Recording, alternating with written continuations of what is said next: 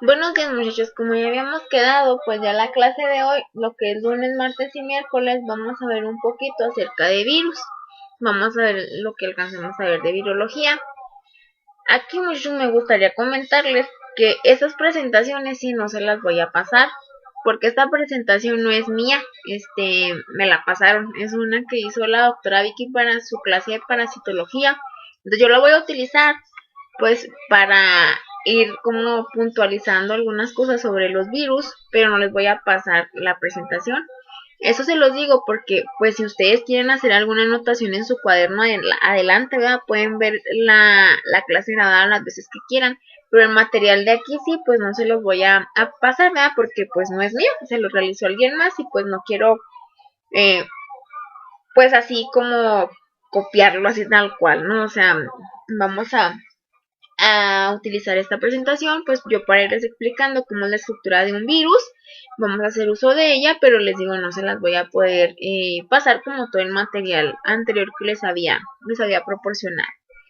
Bueno, la virología, ¿verdad? Pues es una rama de la ciencia, una rama, pues pudiéramos decirlo, pues sí, dentro de la microbiología, bueno, es que no, la virología es una rama de la ciencia que se encarga del estudio de los virus.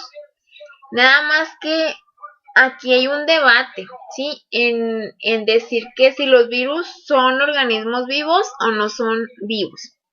Porque los virus nosotros los podemos clasificar, bueno, podemos decir que son parásitos obligados. ¿Qué quiere decir? Tienen que estar dentro de una célula para que se puedan replicar. Un virus, cuando anda solo en el medio ambiente que no ha invadido ninguna otra célula, ese virus no se puede replicar. Pero cuando llega y se aloja, infecta una célula, entonces sí se replica y se va a reproducir. Es por esto que muchos científicos, pues unos dicen que los virus no son organismos vivos porque por sí solos no se reproducen, pero otros científicos dicen sí son organismos vivos porque se reproducen estando en el interior de una célula. Entonces no, si no fueran organismos vivos, no pudieran infectar y no pudieran replicarse. Si ustedes recuerdan, tal vez en sus clases de microbiología vieron esto. Dentro de la teoría celular, o en sus clases de biología en secundaria tal vez, dentro de la teoría celular hay ciertos principios que tiene que cumplir como un organismo vivo para poder ser catalogado como un organismo vivo. Uno de ellos es que un organismo vivo tiene que poder reproducirse, si no, pues no es catalogado como dentro de la biología, ¿no? De algo vivo.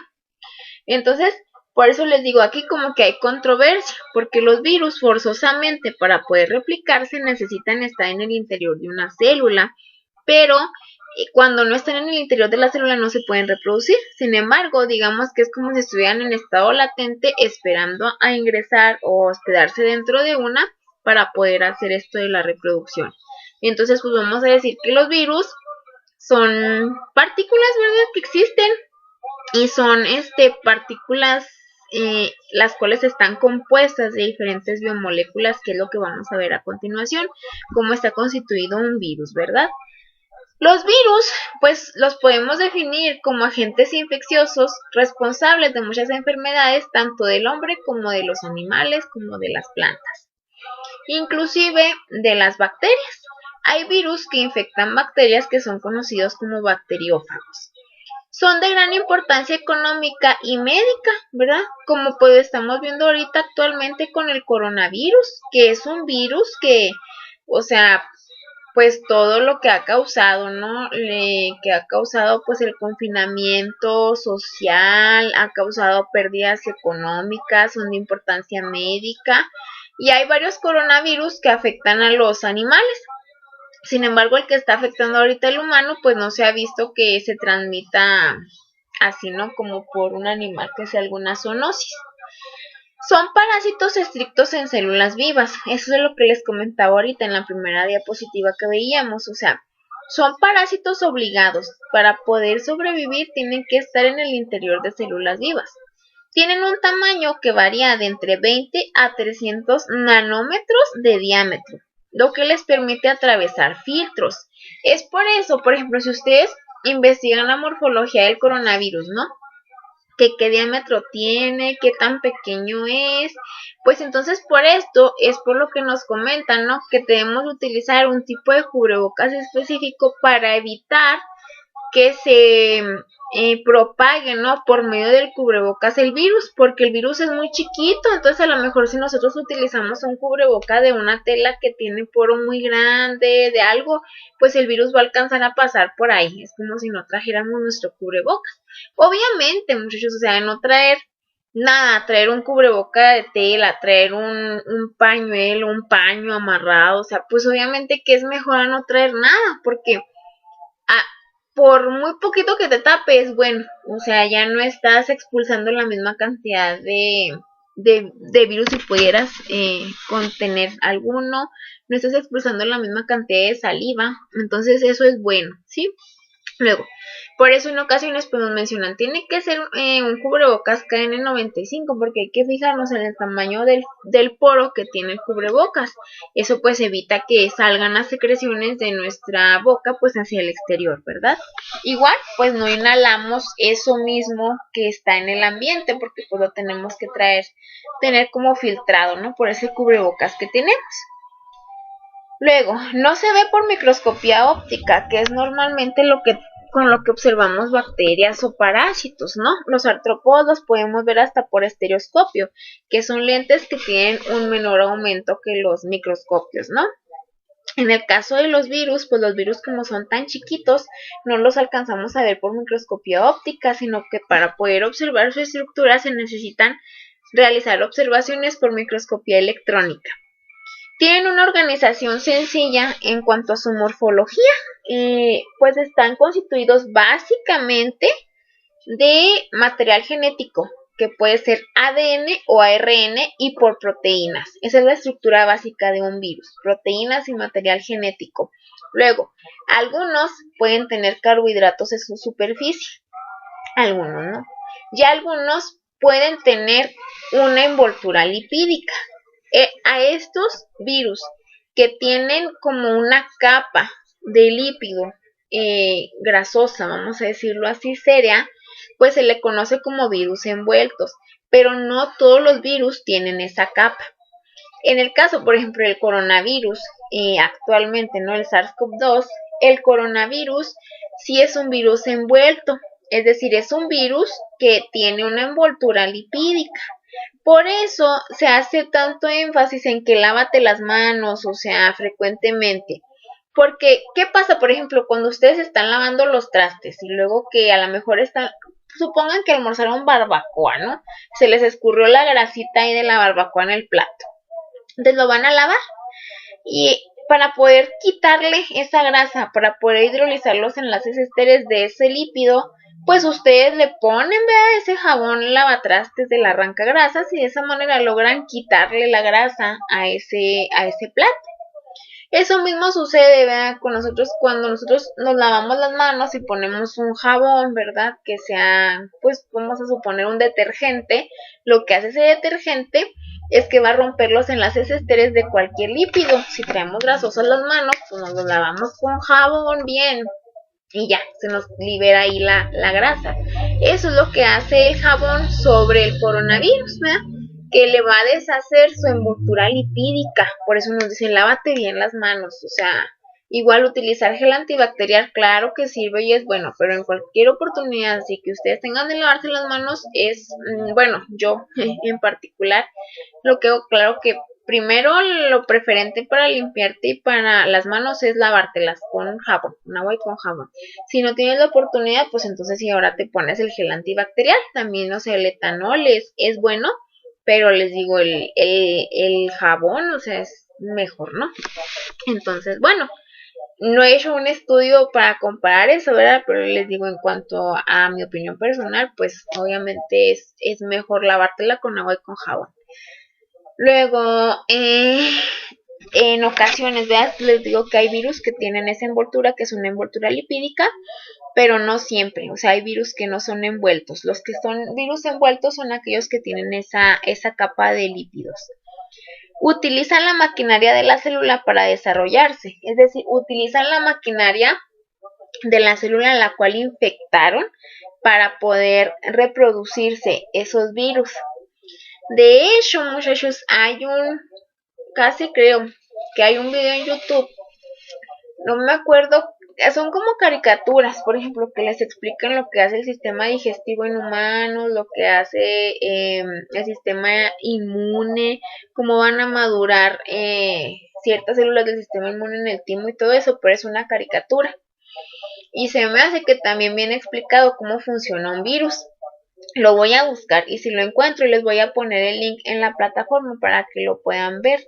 De todos modos, en cuanto yo lo encuentre, pues ya les mando mensaje por el WhatsApp y les digo, ya se los cargué en la plataforma, o en la misma plataforma les pongo si lo encontré, pues para que lo vean y lo comprendan un poquito mejor, cómo es que el virus va a infectar a una célula y cómo a partir de que ingresa o que infecta la célula puede tomar parte o puede tomar el control de esa célula, porque esa célula lo que hace es que ella va a estar reproduciendo las proteínas que el organismo necesita, pero como el virus lo que hace es inyectar su material genético, o inclusive él ya trae su ARN, entonces los ribosomas de esa célula toman ese ARN y lo hacen, o sea, hacen proteínas del virus, porque el organismo infectado pues no distingue que ese ácido nucleico no es de él o que sí es de él. Él hace todas las proteínas que están dentro de su ácido nucleico y entonces las mismas células del organismo infectado están generando nuevas estructuras virales que están generando esa infección en el organismo. Luego, los virus o las partículas víricas libres son denominadas viriones, es decir, las que están en el extracelular, las que todavía no han ingresado en una célula. Cuando andan en el medio ambiente, andan libres, en el medio extracelular se denominan viriones. Un virión está conformado por su material genético, que es lo que nosotros conocemos como genoma. Este genoma puede ser de ADN o de ARN, es decir, doble cadena o cadena sencilla, ¿verdad? O puede ser ADN de cadena sencilla, ADN de cadena doble o RNA ribosomal. Ácido ribonucleico como su material genético.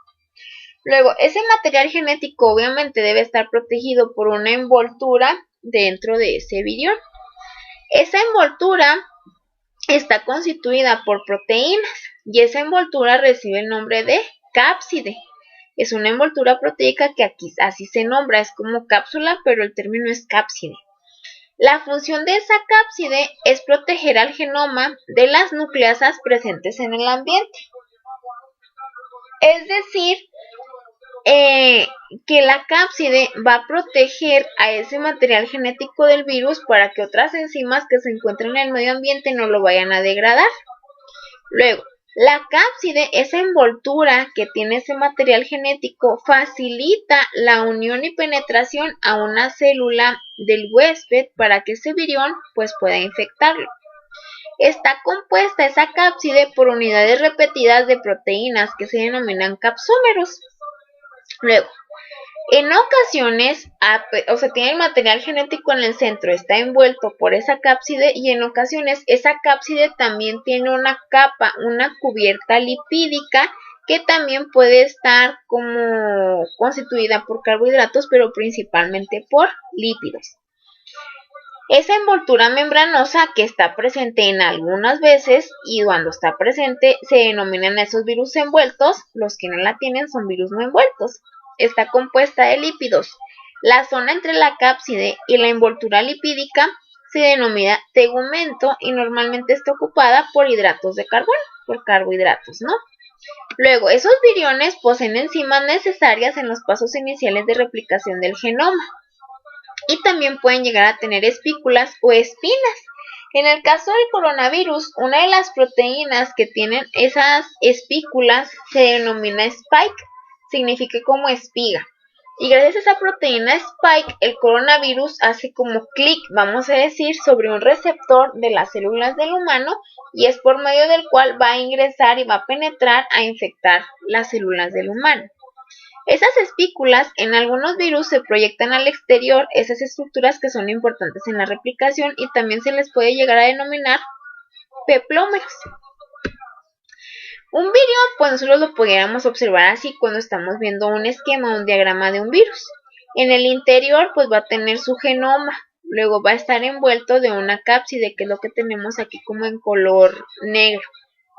En este caso, pues estamos mostrando un virión envuelto, ¿verdad? Porque va a tener esa envoltura que está compuesta de lípidos y luego estas cositas que tenemos aquí, pues son los carbohidratos que también están allí en ese virión. Luego, el espacio que hay entre cápside y envoltura, pues es lo que se denomina tegumento y también podemos observar las espículas que pudiera llegar a tener ese virión. Aquí pues podemos ver que son imágenes mediante microscopía electrónica de transmisión por medio de las cuales se pueden observar los virus. Y los virus se van a observar así, como se observan en estas imágenes. No es como en un diagrama como aquí o que lo podamos ver así tal cual, sino que lo más que lo podemos llegar a ver es esto, ¿sí? Esto es la estructura de un virus y aquí pues también podemos observar a un virus pues que está ahí junto con un tejido. Luego, ¿qué morfología tienen los viriones? Normalmente los viriones se dicen que tienen morfología de icosaedros, es decir, son semejantes a pequeños cristales. La cápside tiene esa forma de un icosaedro y rodea a un núcleo de ácido nucleico y de proteínas. La cápside junto con el núcleo forma la nucleocápside. Ejemplos de esos tipos de viriones que son icosaédricos son el picornavirus, adenovirus y papovirus. Luego, hay en ocasiones pues viriones que son helicoidales. Esos viriones pues forman largas estructuras bacilares. En ellos el ácido nucleico, que es lo que tenemos aquí en el interior, está cubierto por una cápside cilíndrica. Ejemplos de esos virus helicoidales son el virus del mosaico del tabaco y el bacteriófago M13. Aquí pues es como, bueno, podemos tener estos viriones icosaédricos como son los que normalmente hemos observado aquí, los coronavirus que tienen esa estructura. Luego, en el caso de los helicoidales, pues es como si fueran unos bastoncitos, pero en su interior tienen como espiral. En espiral va a estar su material genético y también van a estar como en el interior de un cilindro, que es la cápside constituida por proteínas, pues de esta manera se pudieran llegar a observar, ¿no? Luego, hay virus envueltos, hay viriones envueltos, que es lo que yo les comentaba ahorita, que esos virus envueltos son aquellos en los cuales la cápside está cubierta por una envoltura lipídica. En ellos la nucleocápside, es decir, el núcleo más la cápside puede ser icosaédrica o helicoidal.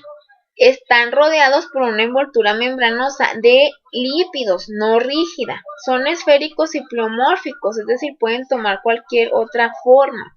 Ejemplos de ellos son el herpesvirus, togavirus, ortomixovirus, ¿sí? Aquí podemos observar pues un virus envuelto en el cual vamos a ver que este es su genoma, este es su núcleo, ¿no? Su nucleocápside. Aquí observamos también pues que tenemos la cápside, es ese como icosaedro, ese hexágono que se observa ahí. Luego, bueno, no un hexágono, un poliedro, perdón, como si fuera un prisma, ¿no? Luego, lo que separa la cápside de la envoltura es lo que nosotros denominamos tegumento. Aquí pues tenemos esa envoltura lipídica que es como una membrana, tenemos unas glicoproteínas que pueden ser de diferente tipo, hay glicoproteínas de complejo 1, complejo 2 y es lo que podemos observar aquí en un virión envuelto. Luego, también hay algunos viriones complejos, como pueden ser ese que observamos aquí. Acuérdense que todas las imágenes que tengamos de virus reales pues van a ser imágenes obtenidas mediante microscopía electrónica de transmisión.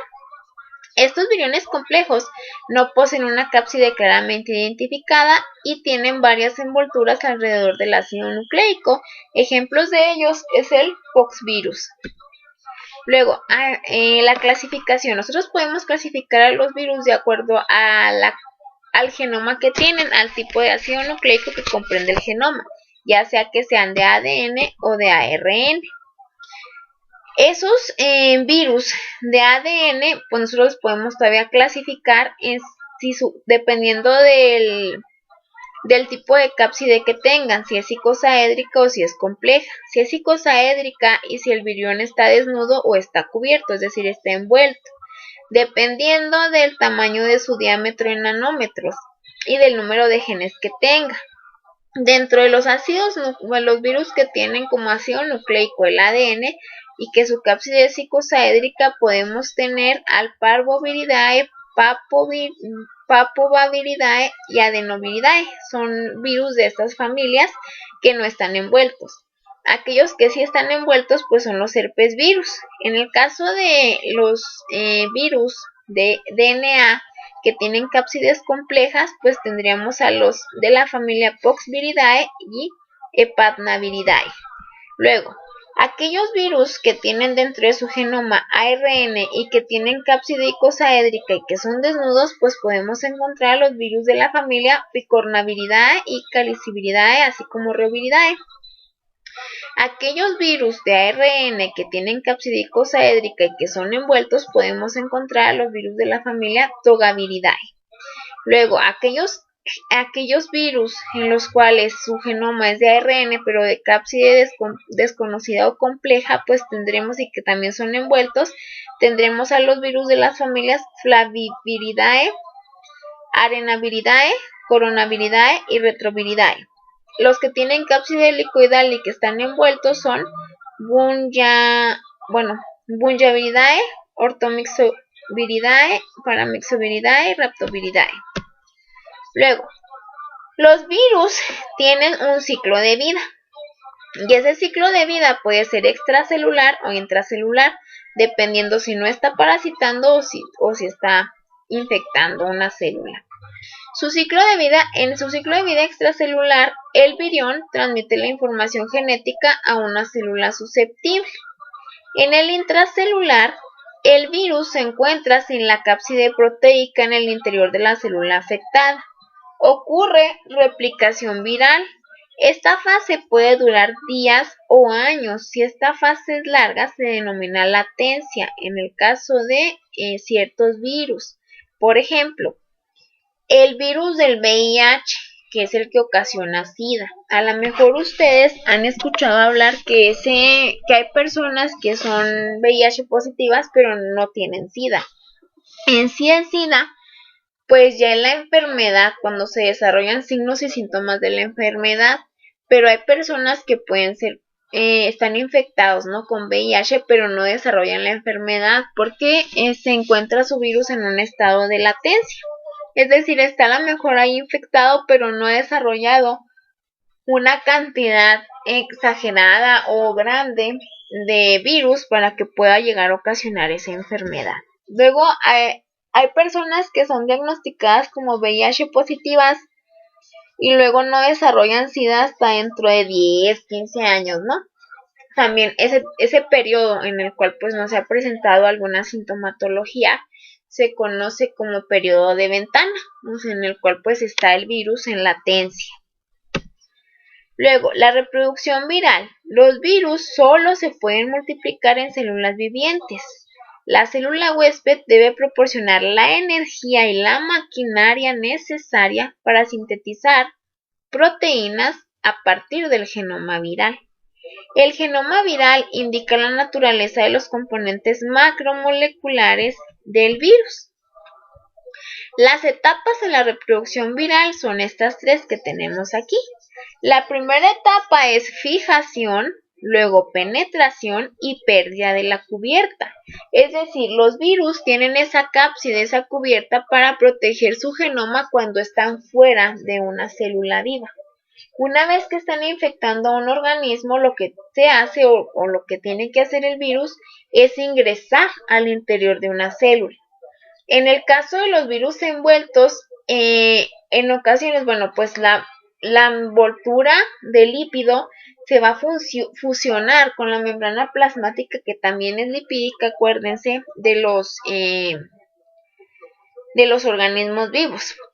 Entonces, lo primero que tiene que hacer un virus es fijarse a esa célula a la cual va a ingresar. Va a penetrar y va a perder su cápside para únicamente pues que va a ingresar su genoma. Después empieza la síntesis de los componentes virales por la célula huésped y luego se da la morfogénesis, es decir, la formación de la forma del virus y la liberación del virus a partir de esa célula huésped. En la fase primera, que es fijación, penetración y pérdida de la cubierta, vamos a tener estos eventos. En la fijación, pues se da una interacción con la membrana de la célula huésped de un virión con un sitio receptor específico de la superficie celular, de una proteína o un oligosacárido. Se va a dar luego la penetración cuando cuando la partícula viral entra a la célula y se efectúa por endocitosis mediada por receptores. Es como si la engullera.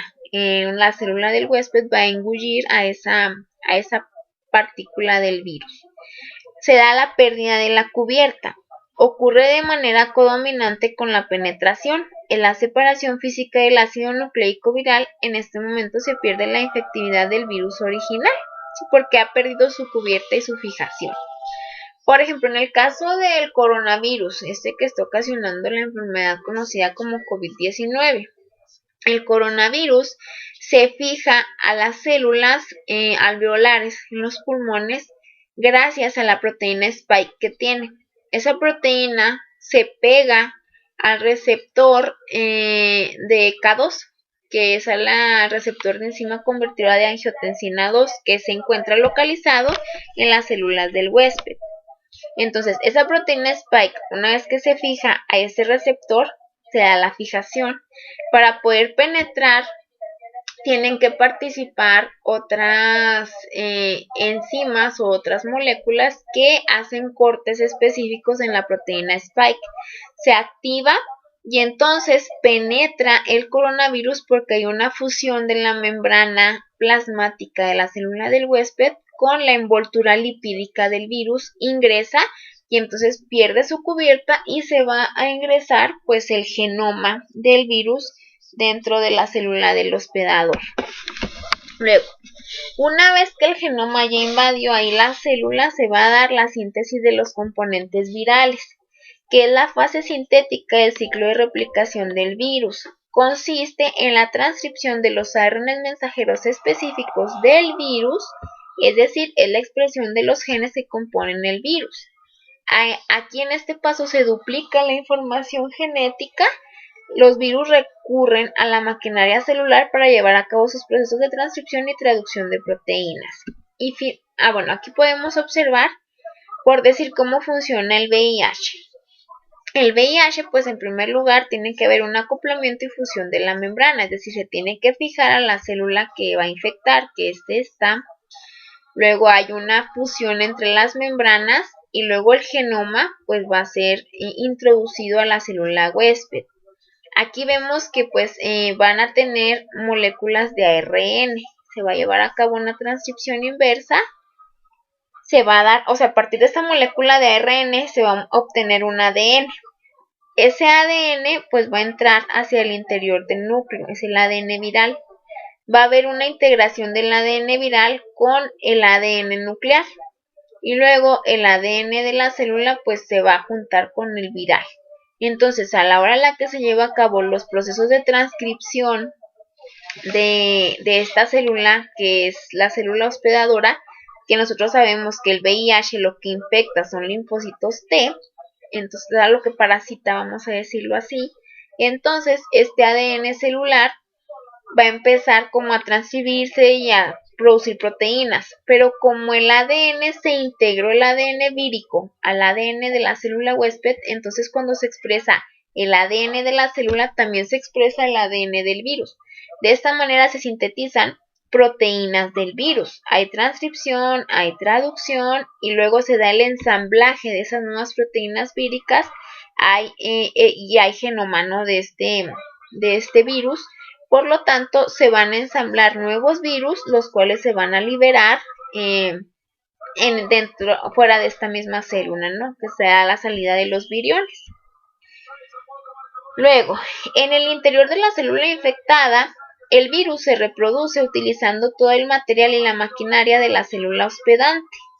Se une el material genético de la célula que lo aloja, produciendo cambios genéticos en ella. Los virus se pueden considerar como agentes infecciosos porque van a producir enfermedades o como agentes genéticos porque alteran el material hereditario de la célula huésped. Por ejemplo, las personas que le salen fuegos es porque dentro de su organismo pues tienen integrado en su genoma el genoma del herpes virus. Y en ciertas ocasiones, digamos que va a generar como cierta infección, que puede ser cuando tienen las defensas bajas. Ya sé también que, pues en situaciones de estrés y que eso ocasiona que las defensas se les bajen, entonces es cuando el virus como que aprovecha y vuelve a generar infección. Pero el herpes, o sea, pues no se va a quitar, ¿verdad? Porque ya está integrado en su genoma. O sea, en alguna época no sé por qué alguien se contagió, o sea, puede ser algo muy simple que es el herpes. El herpes es un tipo de virus de la piel, si yo no estoy diciendo. Hay otro tipo de herpes que se transmite por enfermedad de transmisión sexual, pero estoy hablando del simple sí, que es el que te sale un fuego en el labio y es muy común ese tipo de herpes, ¿no? Y también en ocasiones cuando te salen, como la gente dice, que tienes mezquinos en las manos, ¿no? Eso también es una infección por herpes. Entonces es un virus, pero es diferente a cuando se tiene herpes porque tiene una enfermedad de transmisión sexual. Es otro tipo de herpes virus ese, ¿sí? Entonces les digo, como ya forma parte del genoma de nuestras células, en ciertas ocasiones cuando el sistema inmune está bajo, el herpes vuelve a atacar y pues vuelven a salir fuegos, ¿no? Es por eso. Luego, la tercera etapa es la morfogénesis y liberación, cuando los genomas virales recién sintetizados y las proteínas de la cápside se ensamblan para formar los virus descendientes. Las células infectadas experimentan lisis y liberan las partículas virales. ¿Qué significa eso? Que las células que están sintetizando esas nuevas moléculas virales, entonces va a haber diferentes, aquí muchos virus que estén aquí en el interior del huésped. Y eso puede llegar a ocasionar que se reviente la célula por tantos virus que tiene ella. Y entonces se va a analizar y también pues van a liberar esas partículas virales. Si los virus se acumulan en el interior de la célula, se forman también cuerpos de inclusión, ¿sí? Y de esta manera, pues terminaríamos el tema de generalidades de los virus. La clase de mañana vamos a ver una familia de virus que es herpes virus, que es interesante verlo porque pues ocasiona algunas enfermedades en el ganado. Entonces, de esta manera pues hemos terminado de ver el tema de generalidades. Les agradezco su atención, muchachos, y pues seguimos en contacto. Nos vemos mañana. Hasta luego.